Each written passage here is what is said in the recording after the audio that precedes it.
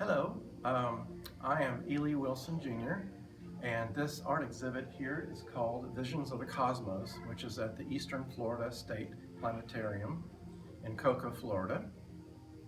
And I'm going to start talking about some of the pieces that are in the show here. This first one is called Quantum River of Time, and it's based on the Milky Way in a different point in space than where we see it. And I use sand and shells in with the artwork to represent sort of a cosmic ocean, if you will.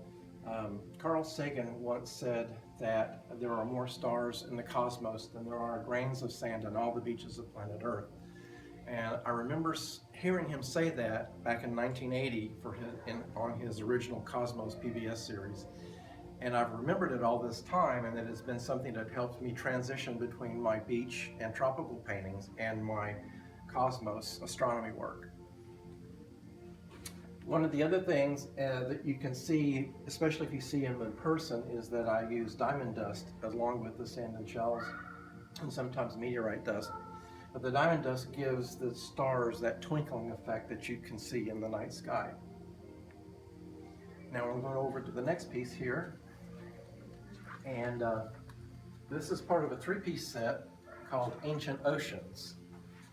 And again, it deals with that parallel between Earth's oceans and the vastness of the cosmos. It's ancient oceans because when you're looking up at the night sky, the stars are so far away that you're actually looking back in time when you see them. And most of the stars that you can see with the naked eye are in our own galaxy. But there are a few other galaxies that you can see with the naked eye. One of the closest is called Andromeda. But the neat thing about that is that the distances are so vast in the cosmos that in order for their light to reach us, traveling at 186,000 miles per second, it takes so much time for it to get to us that by the time we see it, it could be millions or billions of years ago.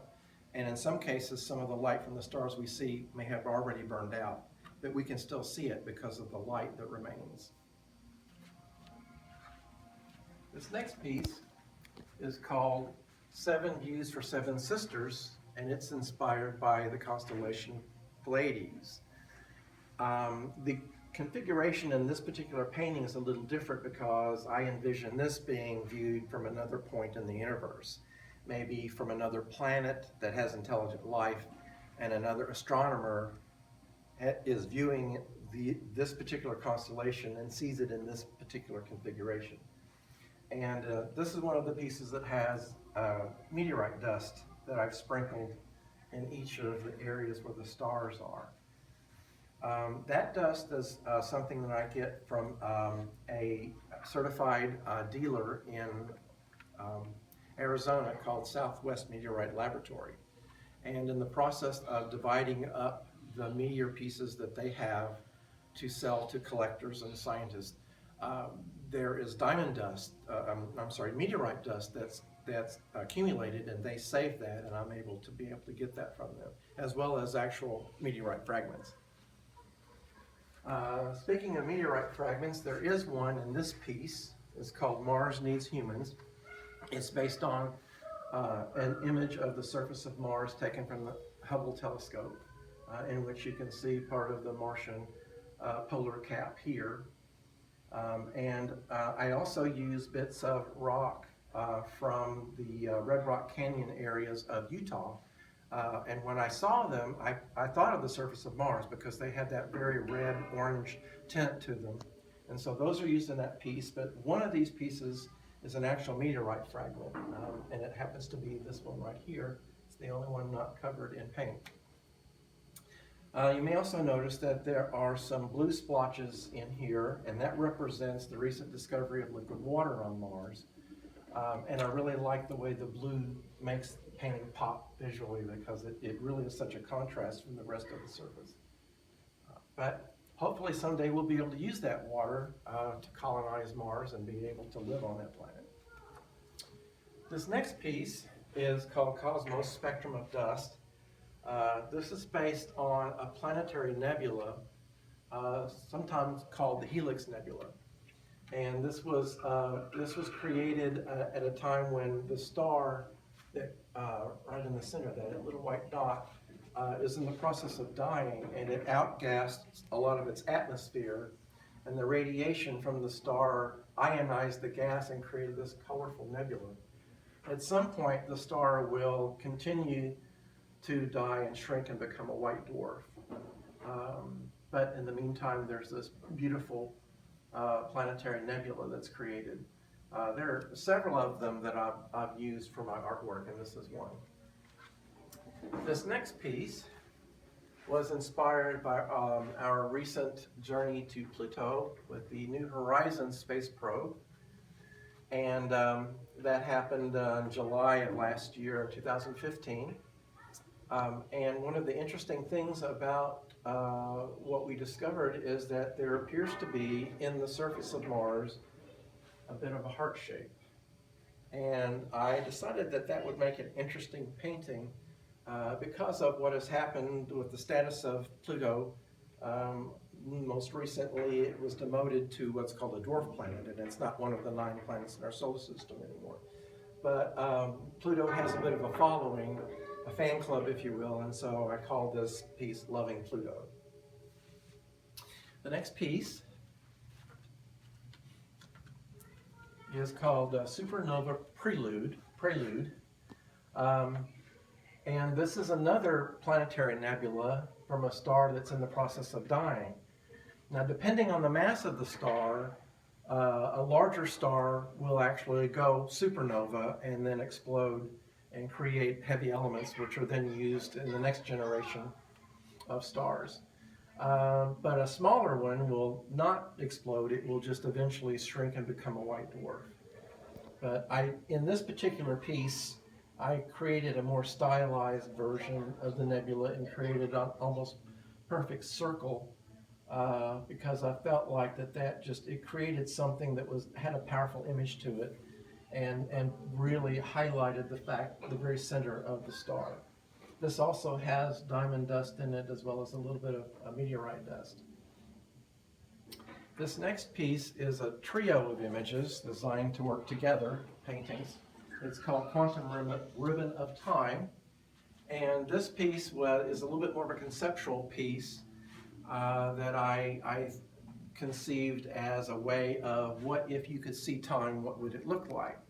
And so I've created this kind of like a lightning bolt type of energy that permeates the universe and allows us to look at different aspects of time. This next piece is called Galactic Horizon. It's in 2 pieces. It's called a diptych. It's an east and a west version. When this piece is hung horizontally, it creates a long arc, which is a representation of the Milky Way. And this is a piece actually that the Planetarium wants to keep and be able to hang in their lobby behind the front desk. So as soon as this exhibition ends, I'll be hanging it in their lobby for them to be able to use on loan for the foreseeable future. Now, one of the things that's interesting about this piece and some of the others that I do that has this look to it is that you'll notice some red dots, some yellow dots, and blue dots, and some white dots. And those represent stars of different color temperatures. So you have red giants and blue giants and yellow sun-like stars, white dwarfs, and other white stars in there. This particular piece has some interesting bits of texture in them. And if you look closely, you can see starfish embedded in here, as well as sand dollars. And so the starfish, to me, obviously represent stars, very large stars, and the sand dollars can represent planets. There are planets that exist in the universe that, without a star that they revolve around, they're called rogue planets, and they actually are quite numerous in the universe, and that's what that signifies. Now, some of the pieces that I put little shooting stars in, as if you were looking from the atmosphere of a planet, not necessarily Earth.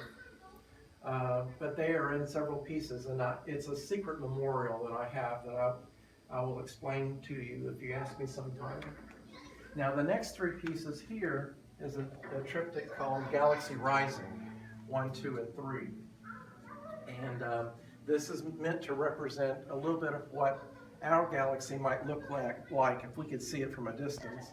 But also, it's a standard spiral galaxy, but each one of them has a different color shift to that. And what that represents here in this piece is that the one on the left represents what the galaxy would look like from Earth if its distance were to remain constant. And the piece in the middle is what it might look like if the galaxy were moving away from us at great speed. And it does something called a redshift, which means the colors begin to shift toward the red part of the spectrum. And this piece on the right here has a blue shift to it because in this piece it would be coming toward us and then it blue shifts. But it appears that most of the galaxies in our universe are moving away from us, if not all of them, and it's because the universe is expanding. And so everything is a bit redshifted, except for items that are closer to us that are not so much redshifted. And apparently, the galaxies that are furthest away are moving faster than the ones that are closest to us. So it's a very interesting phenomenon. And the next piece is a little bit of a playful piece called Ballet of Light. And it's what a spiral galaxy might look like if you could look at it edge on from space. A little bit of what our own Milky Way looks like if you could see it in all its glory, but from the Earth and from the light levels that we can get from there, we can only kind of see a ghost of what it really looks like. But if you could get up a little closer and be able to get a full dose of light from those stars, it would look as brilliant as this. This is another piece that has the diamond dust embedded in it, and you can see that kind of a dance going on of the stars. And the galactic center here, which is apparently most galaxies have a black hole, massive black hole at the center, but you can't see it because it's surrounded by a bunch of other stars that are revolving around it. And the last piece we have here is called Voyager 1 Captures Pale Blue Dot. And this one is inspired by an image that was sent from Voyager 1 a number of years ago on Valentine's Day. I believe it was 1992. And Carl Sagan, who worked on the Voyager program, was able to get the NASA team to turn the camera from Voyager 1 as it was leaving the solar system back toward Earth. And one of the images that they captured was the Earth, and in that image it was just one little pixel, one tiny little dot. And the beam of light here basically is represented by, in the image, a lens flare that happened in the Voyager camera, because from that distance Earth was so close to the sun that there was a bit of a lens flare that happened in the camera lens, and it just so happened to superimpose over the planet. Now, Carl Sagan calls that the pale blue dot for a reason, and what he goes by, and what I think is very interesting about this, is that from that distance, from the edge of the solar system, everything that you see here, all the lives, and everything that we have on this planet is just a little teeny little dot from that distance. And it's a way to kind of describe really how small we are compared to the vastness of the universe, and how this is the only place that we know of so far that has life, and that we need to take care of this planet and be nice to each other, because if we wipe ourselves out, there's really no other option at this point. There's no other place that our species can go or migrate. And so the idea of the pale blue dot is a very deep concept that I think people need to know more about. And so a lot of these ideas, the science concepts that I do in my art, is a way of being able to communicate something different other than just a picture of something from out in space. So this is the exhibition. It's going to be it ran from February 17th and it goes until August 17th. Thank you for your time.